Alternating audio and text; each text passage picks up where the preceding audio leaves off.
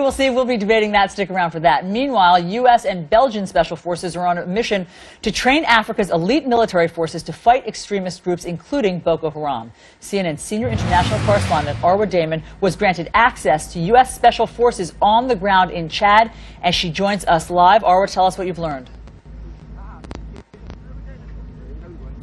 Good morning, Allison. Just take a look at this very remote desert landscape. This is where some of the world's most elite fighting forces have gathered. You have American special forces from various other European nations training African special forces. It's called Exercise Flintlock. It's been happening for nearly a decade, but this year it perhaps carries even more significance than it has in the past, given the global terror threat that exists throughout the entire world. What this operation focuses on is on a tactical level, teaching their various African counterparts how to defend themselves if their vehicle comes under an ambush, various specific tactical techniques specific to the special forces.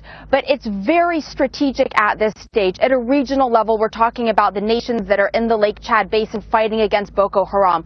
But you also have Al-Qaeda in the Islamic Maghreb to the northwest. You have ISIS making increasing inroads from the east, trying to gain a solid foothold in Africa. And as the U.S. Special Forces operatives we've been speaking to keep repeating, it is critical that they train up these African nations, that they build that relationship, because the threat that exists in Africa, if it's not contained, could very well then end up being a threat that is posed to Europe and to America. And that's why this is so important, Chris.